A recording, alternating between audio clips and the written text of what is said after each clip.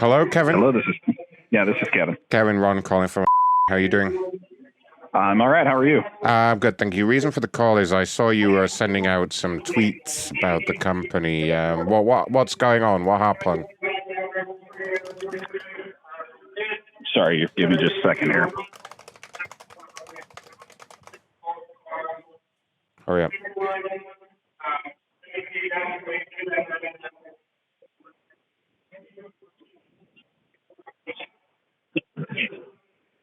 Sorry, I'm just at a conference. I had to walk out of the main hall there. So sorry, go ahead. Yeah, sorry. Saw that you had sent over a tweet today about a problem. What happened? Well, the list is very long this year for myself and the flights and things that my company's been a part of. Lots of flight delays, a lot of excuses. We've had baggage get lost, unhelpful people trying to route baggage to where it needed to get to. Coming up with solutions to you guys for all these problems this year has been really tough.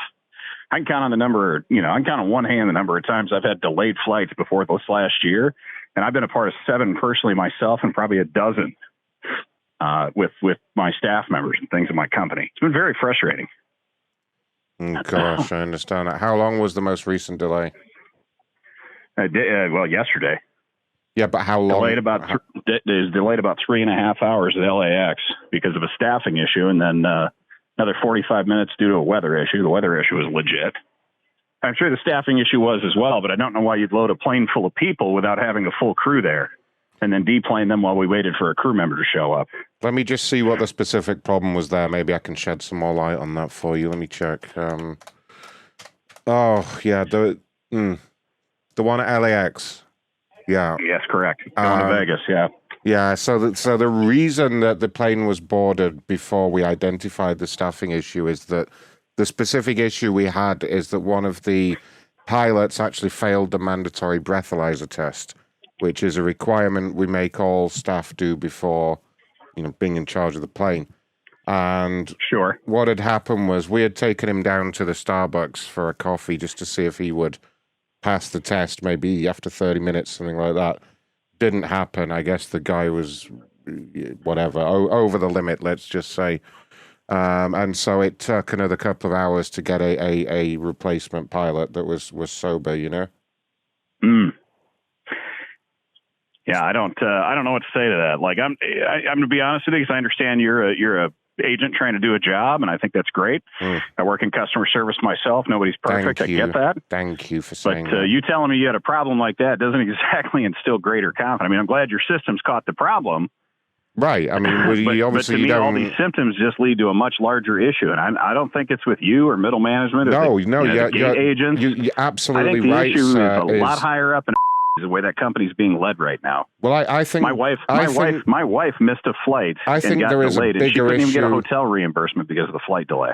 I think there is a bigger issue than that, and that is men's mental health and alcohol in our great nation. I think it is a problem, and I think that problem has manifested itself today with this delay in the flight. And maybe we could talk about that for a moment. I mean, well, I'm not interested in talking about that, because at the end of the day, those are not my problems to solve, and I don't want to sit here wasting time doing something that I can't impact or influence directly. No, but I mean, you're an all-American. I'm to this place with a no. Wait a minute. I fly out of Cedar Rapids, Iowa, I don't know, a couple times a month, and I'm coming through regional carriers. I'm coming through Chicago and Dallas and Denver and Minneapolis at different airports quite frequently, and it's not just one place that's having the issue. Listen, Kevin, you're an all-American business owner, okay? You should be very aware of issues like men's mental health. It disappoints me to hear you saying you don't care, and I really feel for your employees on that basis.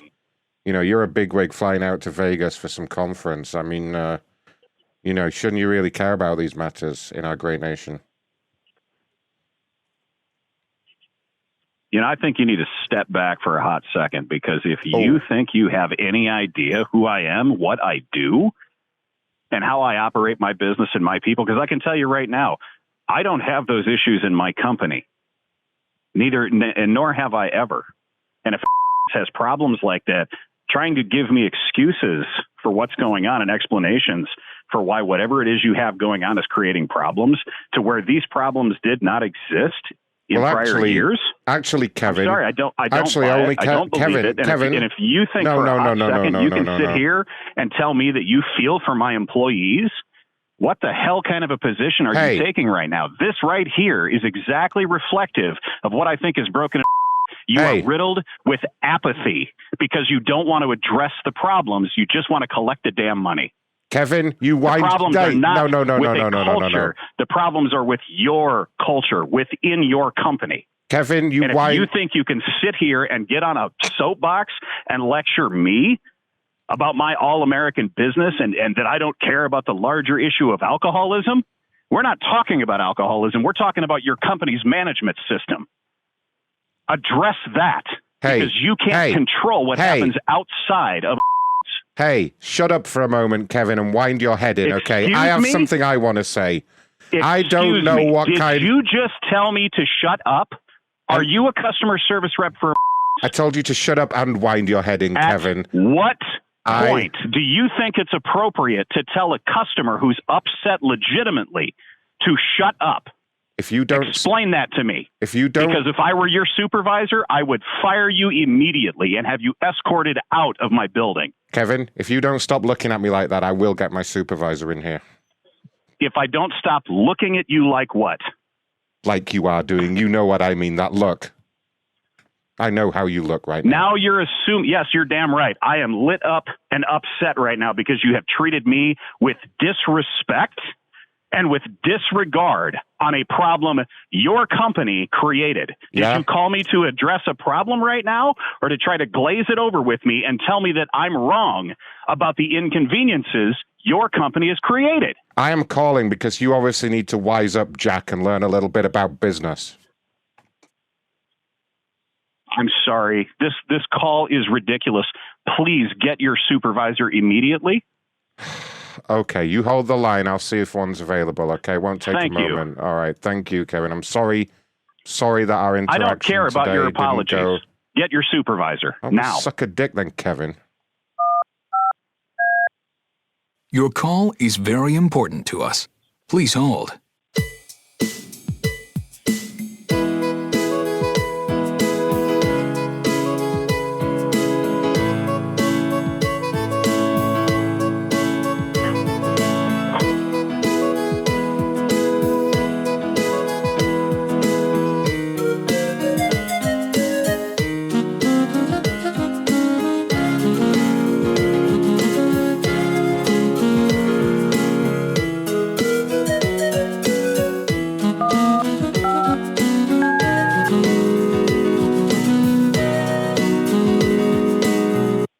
This is Jackie speaking, service manager. How may I assist you?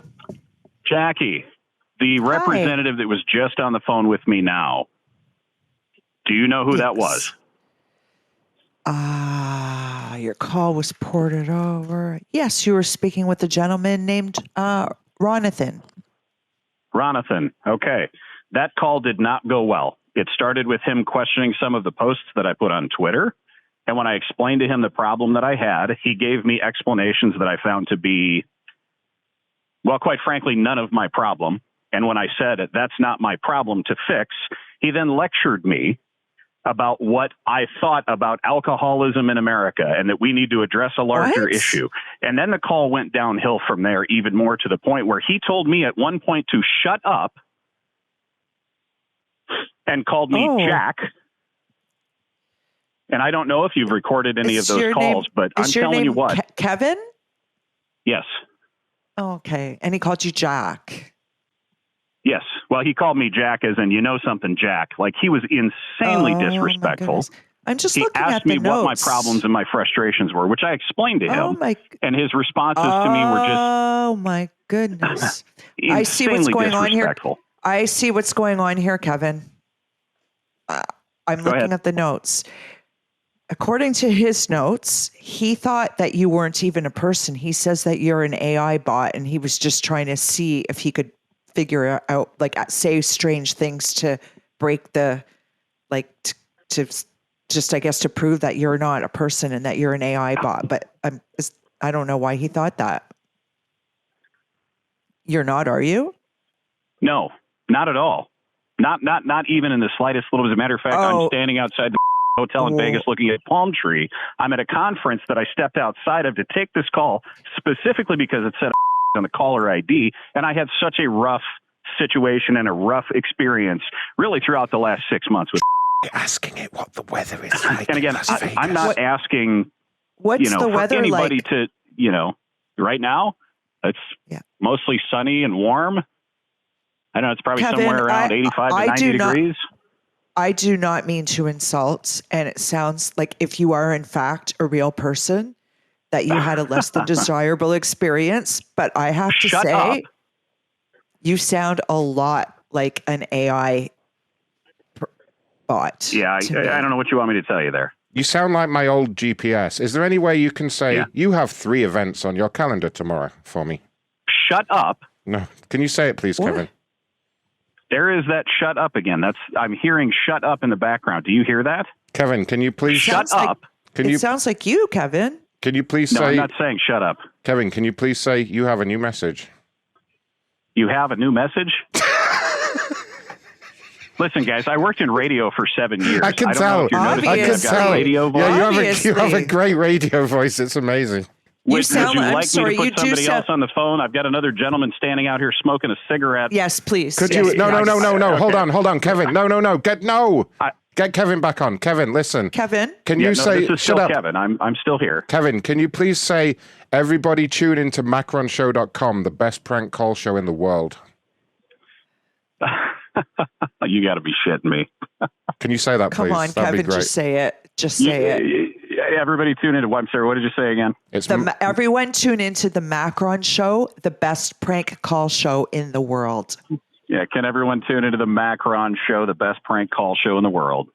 You got to be kidding. You're That's amazing, so much Kevin. enthusiasm when he said that as well. He said it. Oh my God, you guys. Sorry, Kevin. This is so bad. I used to pull this kind of crap on my morning show like 20 years ago, and I can't believe. Oh, shoot.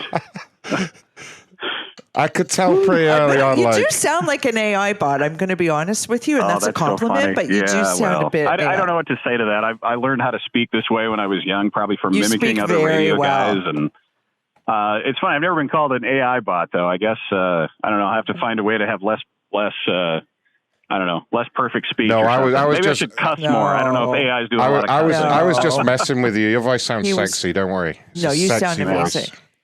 Actually, Kevin, when I picked up the call, I was slightly intimidated by how well-spoken you were. I was like, I don't know if I'm going to be able to get one over on this guy. So there you go. Yeah. Well, and I'm not well-spoken. Is that what you're saying, though? Like no, you're well-spoken. No, you got under my skin in like 18 seconds. That's you are the idea. well-spoken. That's what I do. That's the idea.